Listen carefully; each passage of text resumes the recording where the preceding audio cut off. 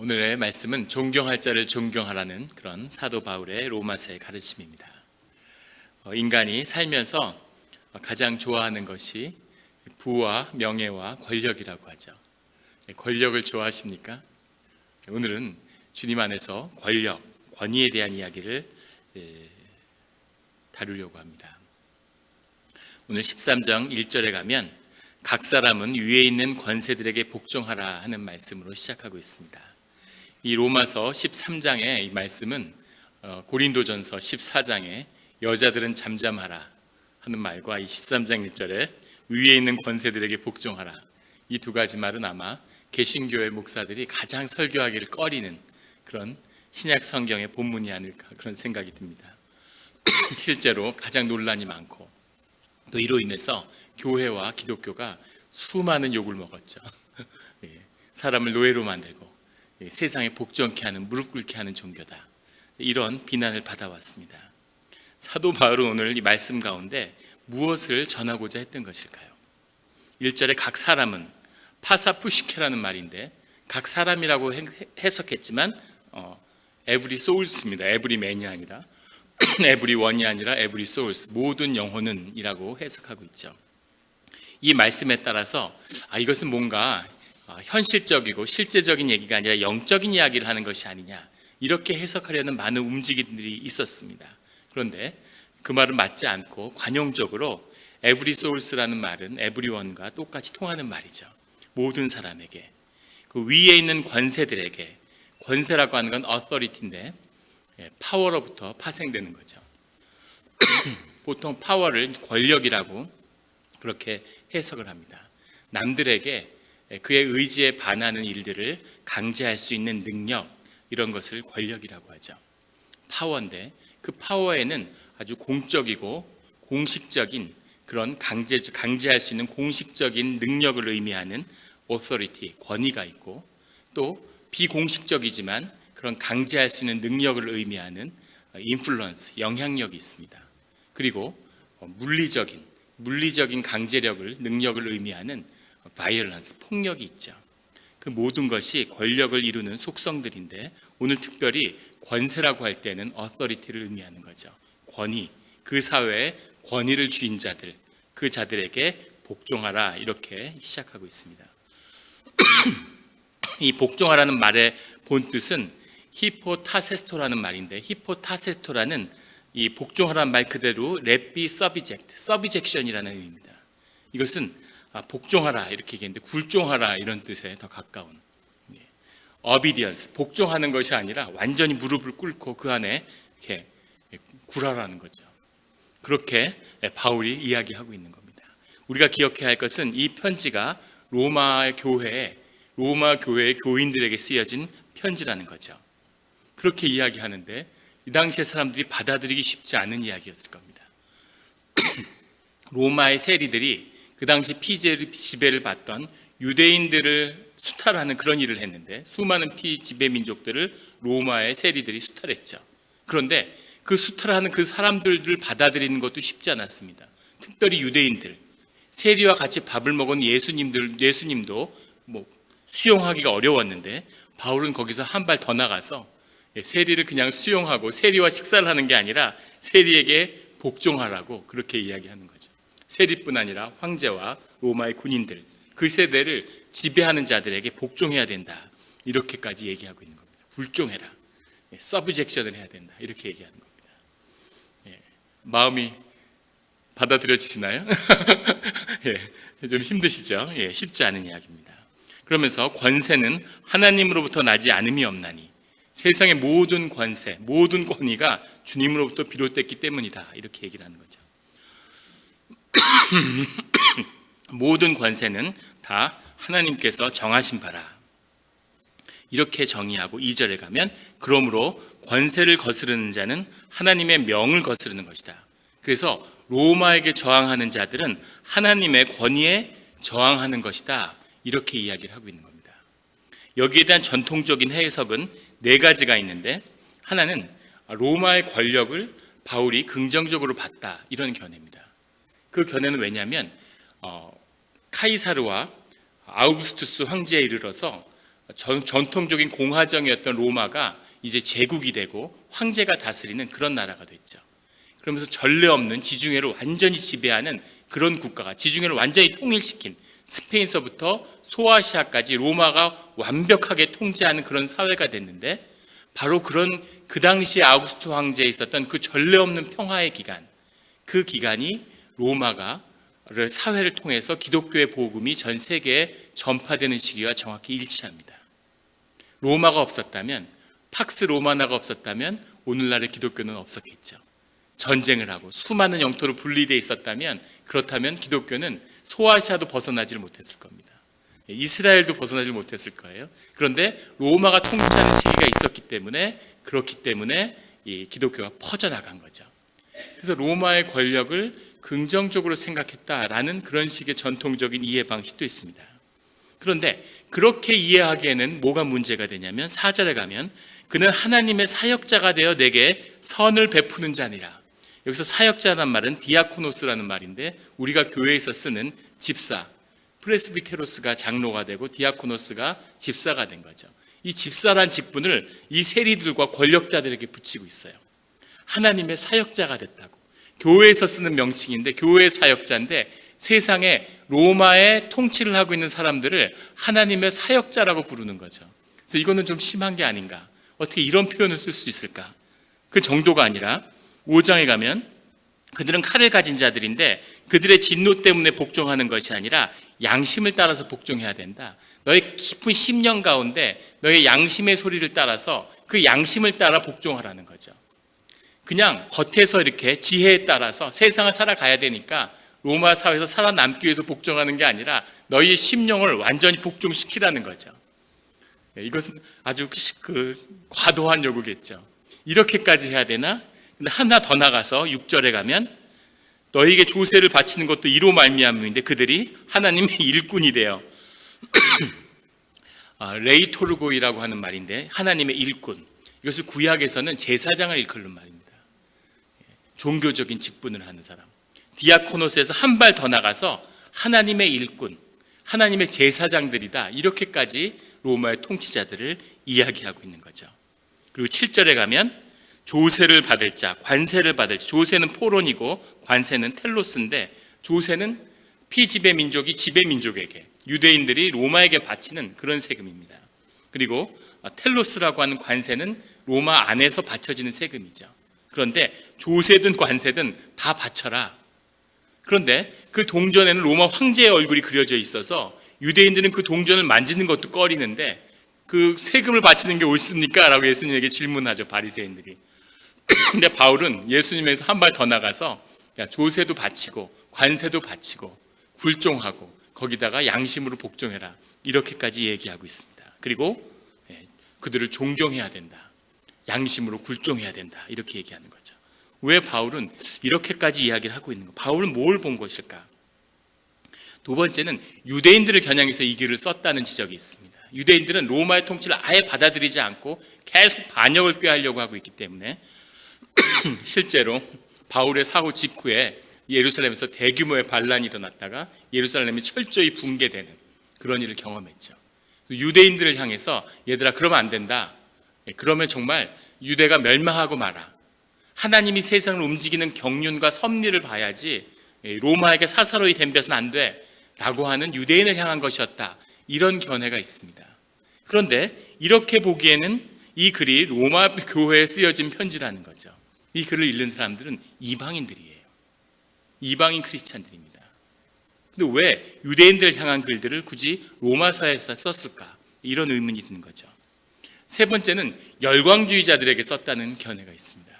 기독교 그룹 안에서 아주 과격한 열광주의자들, 오직 주님의 나라가 임박했고 주님만 섬겨야 되기 때문에 주님 외에는 다 우상이다.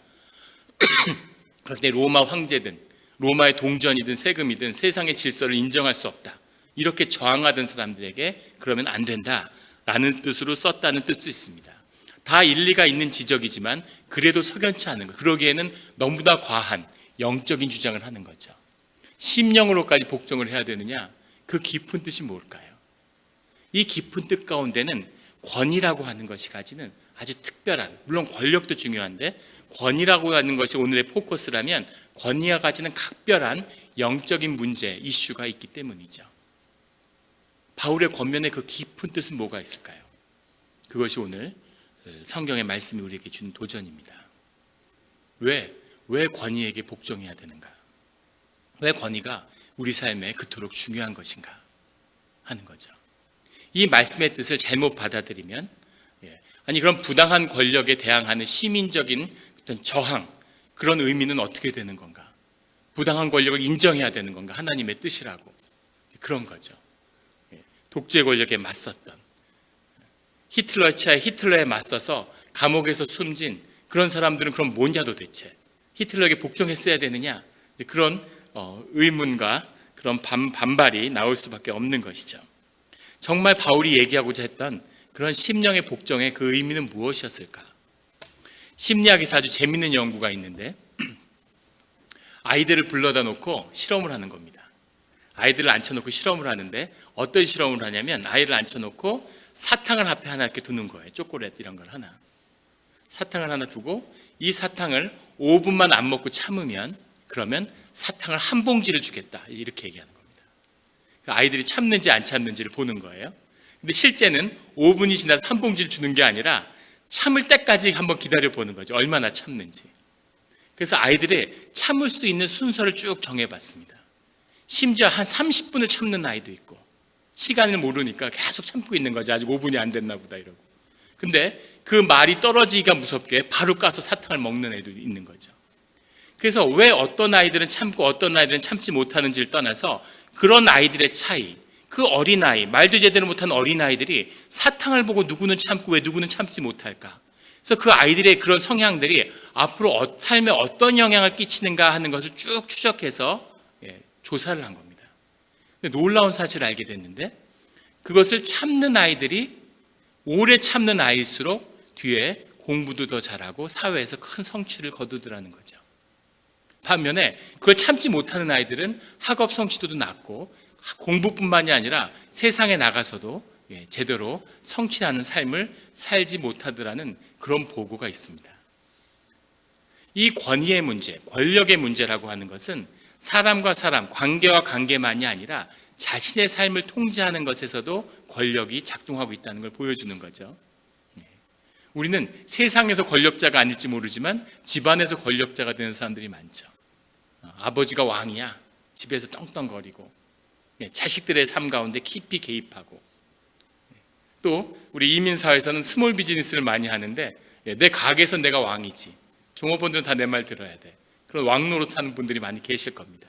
그런데 그런 곳에서뿐만 아니라 자기 자신 안에서도 권력을, 자기 삶을 통제할 수 있는 그런 사람들이 큰 성취를 거두더라, 이런 보고가 있는 거죠. 그런데 왜 그럼 어떤 아이들은 참을 수 있는데 어떤 아이들은 참지 못할까? 유전 때문일까? DNA가 정보가 그렇게 돼 있나? 그걸 추적해 봤더니 그걸 참는 아이들에게는 특징이 있더라는 겁니다. 바로 신뢰할 수 있는 아버지들이 있다는 거죠. 부모가, 어머니와 아버지가.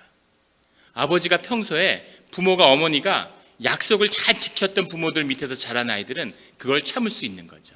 왜냐하면 기다리면 더 좋은 보상이 온다는 걸 알고 있는 겁니다. 훈련을 통해서. 그래서 그런 절제력을 훈련을 통해 획득하고 있는 거죠. 그런데 부모가 그런 식의 약속을 지키지 않았던, 나중에 사줄게, 나중에 갈게, 나중에 보여줄게, 나중에 놀아줄게, 그리고 그 약속을 지키지 않았던 그런 부모 밑에서 자란 애들은 그런 신뢰가 없는 거죠. 나중에 한 봉지가 있다는 말을 믿을 수가 없고 당장 하나 까서 입에 넣는 게 나은 거죠. 그런 큰 삶의 차이를 만들더라는 겁니다. 이것이 한 개인에게 주는 권위가 끼치는 영향입니다. 사회는 어떨까요? 그 사회에서도 권위가 만들어지기 때문에 그 힘을 발휘하죠. 자연도 마찬가지입니다. 아무리 흰개미들이 강한 조직력을 있어도 불개미를 못 당하죠. 불개미를 만나면 흰개미는 전멸합니다. 불개미의 먹이가 되죠. 천하의 불개미도 군대개미를 만나면 군대개미의 먹이가 되는 거죠. 한순간에 전멸합니다. 그 종족을 구분짓는 가장 큰 특징은 바로 조직력이죠. 조직력의 중심에는 권위의 문제가 있습니다. 어떤 권위로 그 사회가 뭉쳐 있느냐, 그것이 그 사회의 파워를 말하는 거죠. 아무것도 아닌 사회. 인도는 5억 명의 국민이 있었지만 1000명의 영국인이 400년을 다스렸죠. 250개의 나라로 분열됐는데 그 중에 어떤 나라도 영국보다는 컸습니다. 그런데 영국의 식민지로 무너져 버렸죠. 왜 그랬을까요? 그것은 무굴이라는 족속의 몽골의 어원이죠. 중앙아시아에서 내려온 이슬람 무굴 제국의 통치를 받았기 때문에 자신들의 권위를 인정할 수 없는 거죠. 영국이나 무굴이나 똑같기 때문에 영국의 힘을 빌려서 무굴 제국을 무너뜨리고 스스로 권위를 갖고 통치한다는 것을 만들어내지 못했습니다. 영국의 노예가 됐죠. 영국이라고 하는 그런 게르만족 중에서도 형편없었던 앵글로 섹슨족이 영국을 석권한 것도 놀라운 일인데 켈트족을 몰아내고 전 세계를 지배하는 그런 민족이 됐어요. 영국의 힘은 어디 있었을까요? 영국의 힘은 스스로 권위를 만들어내는 민주주의라는 방식, 그리스에서 오래전에 사로잡았던 민주주의의 2.0을 다시 되살려서 그들 스스로 권위라는 것을 만들어낼 수 있게 됐기 때문입니다. 소련 같은 한심한 러시아라는 미개발 국가가 강력한 공산주의라는 이념을 가지고 권위를 만드니까 미국에 대항하는 세계 초강대국이 돼서 한 세기 가까이를 20세기를 호령했죠. 그 권위를 영속적으로 재창출할 수 없었기 때문에 한순간에 무너져 버렸습니다. 몽골도 기마민족이기 때문에 절대로 서로 연합하는 권위를 만들어내지 못하는데 권위를 한번 만들어내니까 카리스마적이고 그런 힘을 이용해서 권위를 창출하니까 그 조그만 불과 15만밖에 안 되는 민족이 전 세계를 지배하는 제국이 됐죠. 이것이 인간이 가지는 권위의 힘입니다. 정신적인 파워죠. 이 파워를 인간이 왜 갖고 있을까요? 이 파워를 왜 갖고 있겠습니까? 바로 이것이 하나님의 가장 중요한 속성이기 때문입니다. 우리가 하나님의 형상에 따라 만들어졌기 때문에 우리 안에는 그런 권위가 있죠. 그리고 그 권위를 좋아하고 삶을 그 권위를 통해서 연합하는 거죠.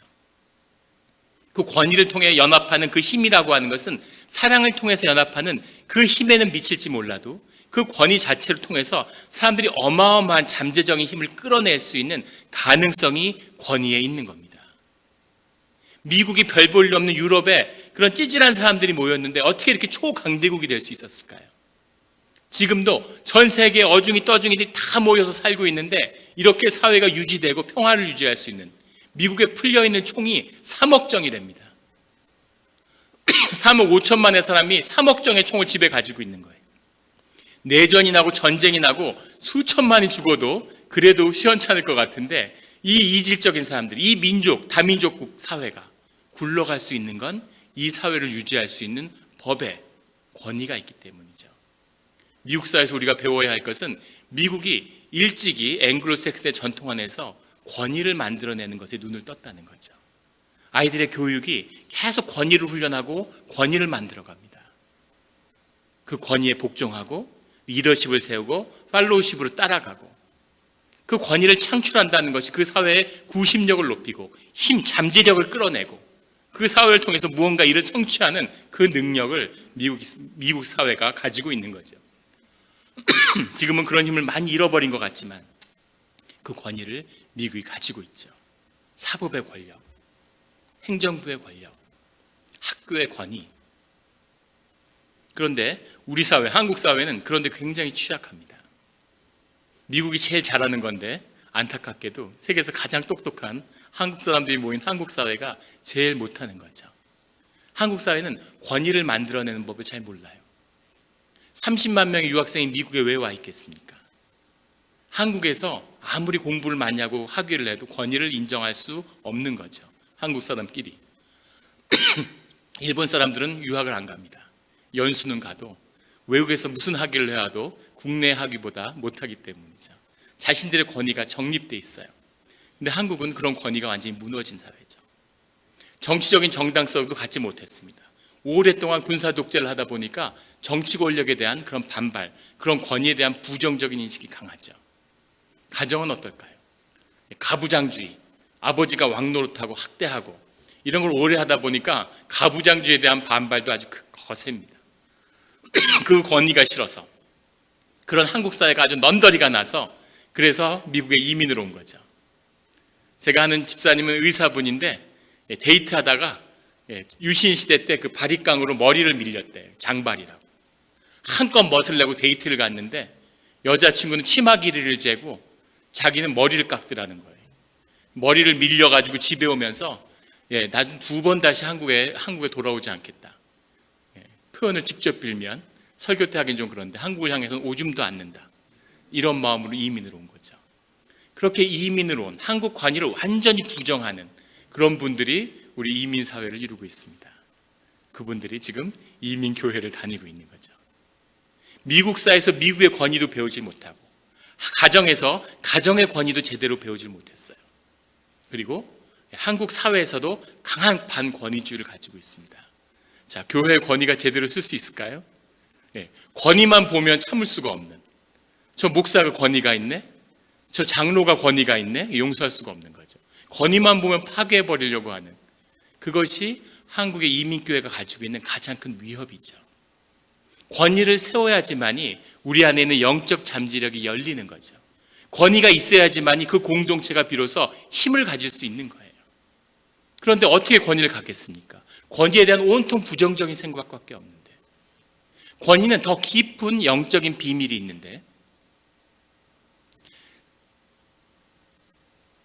그 사회 계층별로 부모들이 자식에게 어떤 메시지를 주고 있는가에 대한 분석을 했습니다.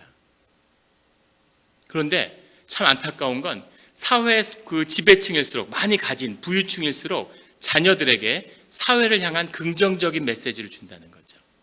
당연하겠죠. 사회에서 성공했으니까. 사회가 긍정적이고 좋게 보이는 거죠. 그래서 아주 긍정적인 메시지를 주는데 하층으로 내려갈수록, 밑바닥으로 갈수록 점점 더 사회에 대한 부정적인 메시지를 준다는 거예요. 세상은 썩었어. 믿을 수가 없어. 착한 사람은 늘 당해. 이런 메시지를 받고 자라면 아이가 세상에 대해서 부정적인 생각을 갖게 된다는 거죠. 잠재의식 가운데. 아무리 긍정적으로 생각을 하려고 했어도 부모의 그 애티튜드가 그대로 자녀에게 물려진다는 거예요. 삶의 메시지죠.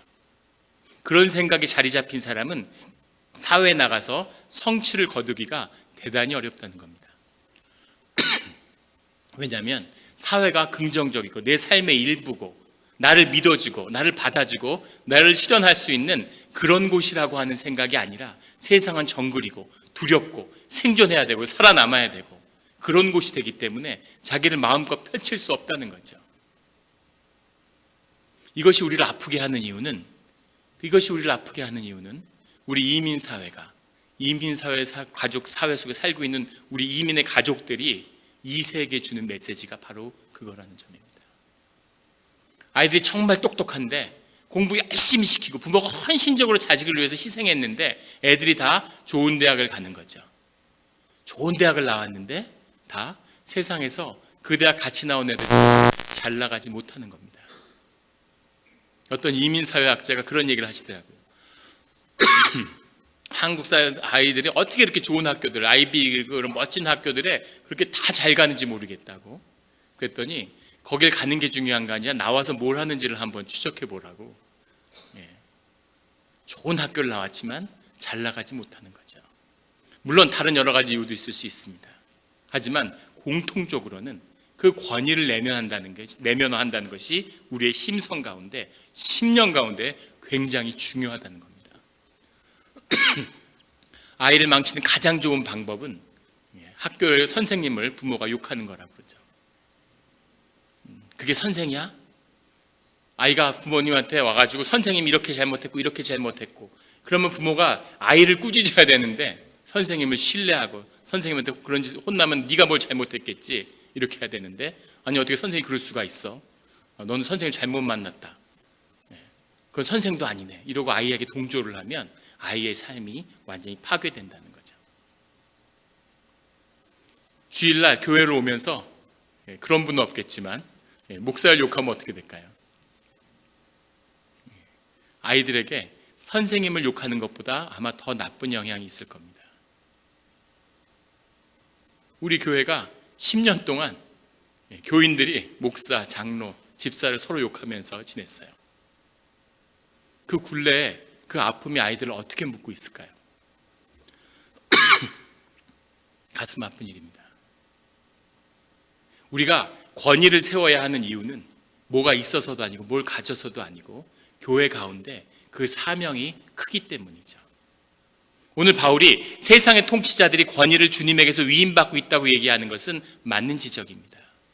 세상의 인간에게 내재된 모든 권위는 주님으로부터 오는 것이죠. 인간의 사랑처럼 하나님의 형상에 따라 만들어졌기 때문에 우리가 권위를 좋아하고 우리 자신이 권위가 안에 있고 권위를 만들고 권위를 연합하고 권위를 세우는 거예요. 근데 문제는 그것을 인간의 권위로 하면 그러면 삶이 파괴된다는 거죠. 인간의 사랑으로 자식을 묶으면 자식의 삶이 묶여서 쪼다가 되는 거예요. 하나님에게 받은 그 사랑으로 자녀에게 그 사랑을 흘려보내야 그 사랑을 먹고 아이가 잘 자라는 거죠. 우리도 마찬가지고. 그것처럼 권위의 문제의 핵심은 그것이 하나님의 것이고 하나님이 통치하는 권위로 돌려드려야 한다는 데 있는 거죠.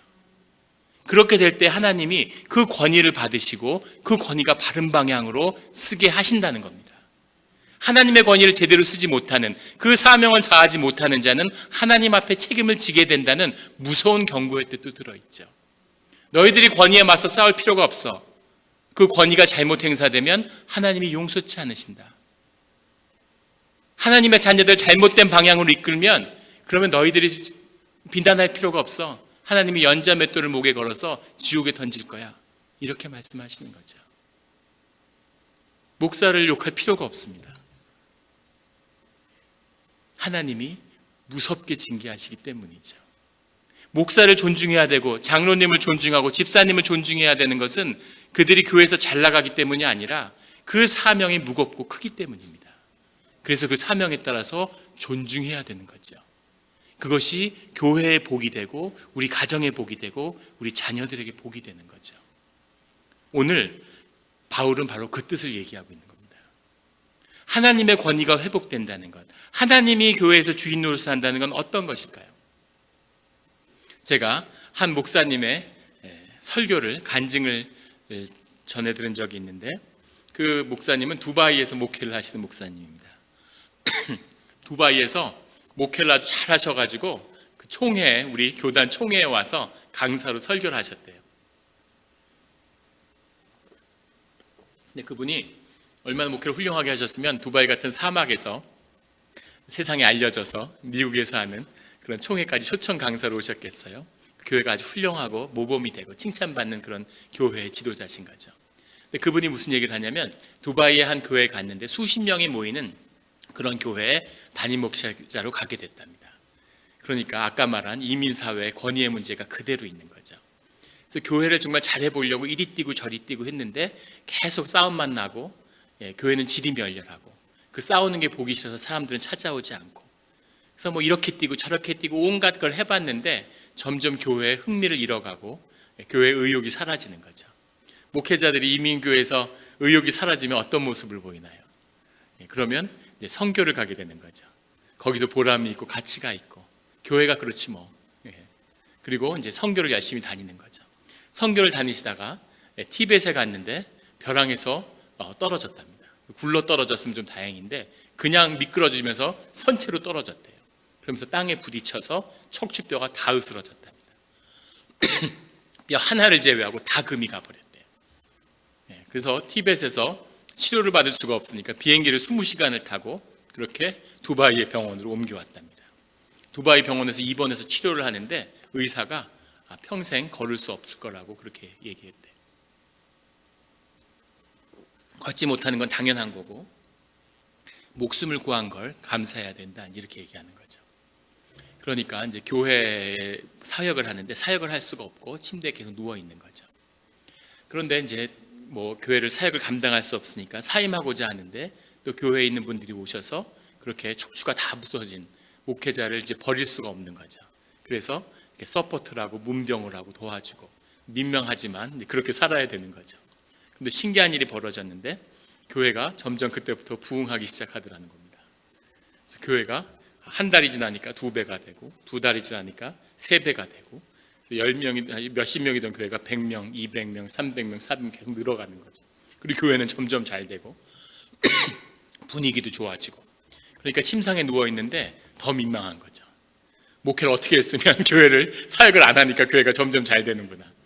그래서 참 얼굴을 들 수가 없었다는 거죠.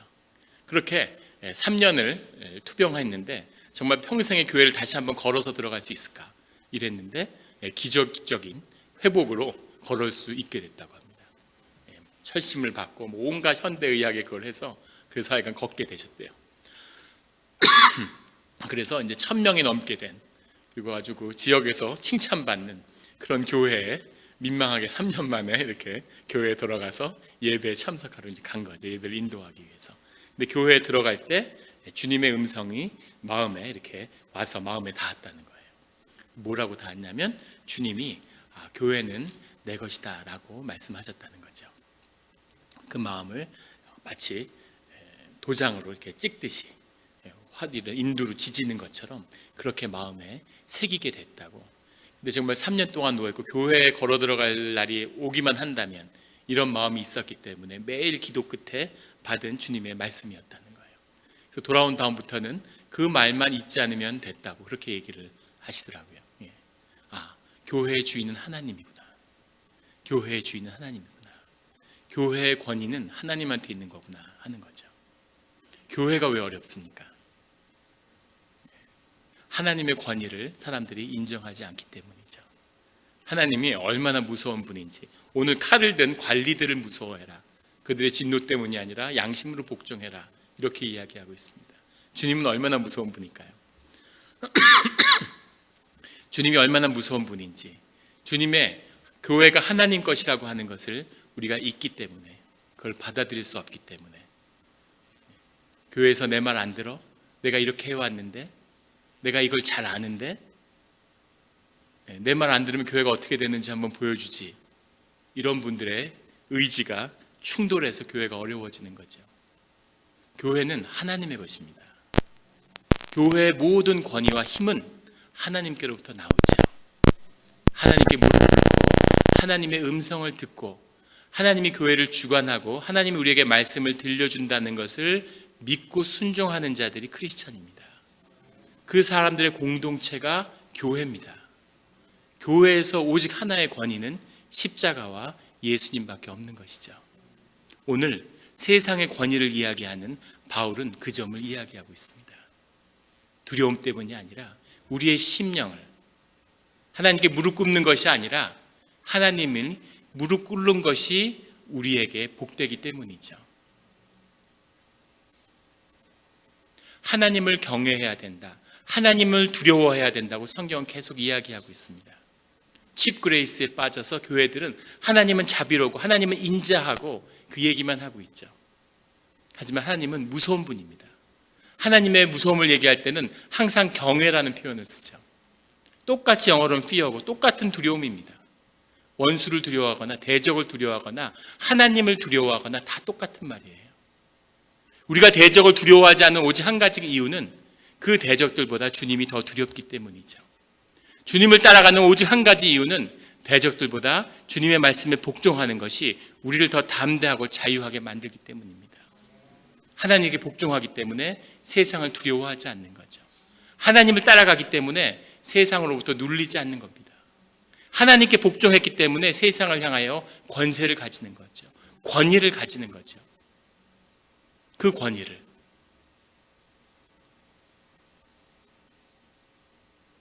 한 이민교회 목사님이 얘기를 하시는데 한국에서 사업하다가 망한 분이 이렇게 저렇게 해갖고 미국에 오신 거죠. 그래서 힘들었고 외로우니까 친구가 이렇게 소개를 해서 교회에 데리고 나오셨대요. 교회에 처음 왔는데 뒤에 이렇게 앉아있는데 예배를 드리는데 그렇게 우시더라는 거예요. 예배 중에. 그러니까 목회자가 마음이 뭉클한 거죠. 어떤 고난이 있었는지 모르지만 저렇게 은혜를 받아서 와서 첫날인데 저렇게 우시나 이러고 마음이 짠한 거죠. 끝나고 친교 식사를 하는데 왜 그렇게 예배 때 우셨냐고. 그러니까 그분이 뭐라고 그러냐면 이민교회에 와서 이렇게 앉아있는데 내 신세가 어쩌다 이렇게 됐나. 예배 드리는 사람들 보니까 나도 저렇게 됐나 보다. 이런 마음이 들어서 너무너무 슬펐다고 그렇게 얘기하시더래요. 이것이 세상의 눈으로 바라본 우리 교회의 모습입니다. 교회에서 누가 잘났니, 누가 잘 나가니 해봐야 무슨 소용이 있겠습니까? 외부에서 보면은 서러워서 같이 우는데, 교회는 주님 안에 있을 때, 주님의 눈으로 바라볼 때, 그때 존귀해지는 것이죠. 로마의 황제의 권위로 비유할 수 없는, 세상의 그 무엇도 꺾을 수 없는 존귀함이 이 교회 가운데 있는 겁니다. 그래서 로마 사회가 로마 교회를 향해서 무릎을 꿇었죠. 바울은 로마의 통치자들에게 무릎을 꿇으라고 이야기합니다. 하나님의 권위 아래 있는 것이기 때문에. 그런데 그 무릎 꿇은 하나님의 진정한 권위가 회복되어지는 교회 앞에, 그 작은 교회 앞에, 그 찌질한 인간들이 모여있는 그 교회 앞에 그 세상의 최대의 권력에 있던 로마 사회가 무릎을 꿇게 되는 거죠. 이것이 하나님의 권위고 이것이 하나님의 파워입니다. 그 힘을, 그 권위를 갖는 그런 우리 교회가 되기를, 그런 성도님들이 되기를, 그 가정이 되기를, 주님의 권세가 자손들에게, 우리 자녀들이 세상을 향해 주인 노릇하고 일어서는 그런 권위가 되기를 예수 그리스도의 이름으로 축원합니다. 같이 기도드리시겠습니다. 하나님 아버지, 감사합니다. 우리가 세상에서 높아지려고, 더 힘을 가지려고 아둥바둥 그렇게 살아왔음을 주님이 아십니다. 또 그게 잘 되지 않았고 많은 상처가 있고 많이 쓰러졌음을 주님이 아십니다. 오직 우리가 주님께 의지하며 주님 앞에 무릎 꿇으며 주님의 권위를 받아들이며 교회가 오직 주님의 것임을, 우리 가정의 주인이 오직 주님이심을, 우리 교회의 머리가 오직 주님이심을 고백하고 받아들이고 순종하는 우리가 될 때 주님의 영광이, 주님의 나라가 비로소 우리의 삶 가운데 나타나는 것임을 우리에게 말씀하여 주시니 감사합니다. 주님, 우리 가운데 있는 영적 권세가 회복되게 하여 주시옵소서. 세상을 두려워하고 종노릇하고 벌벌 떠는 삶이 아니라 세상을 다스리고 세상에 일어서며 자녀들이 세상에 우뚝 서는 주님의 영광을 드러내는 그런 일들을 보는 그런 신앙이 되게 하여 주시옵소서. 그런 교회가 되게 하여 주시옵소서. 감사합니다. 예수 그리스도의 이름으로 기도드렸습니다.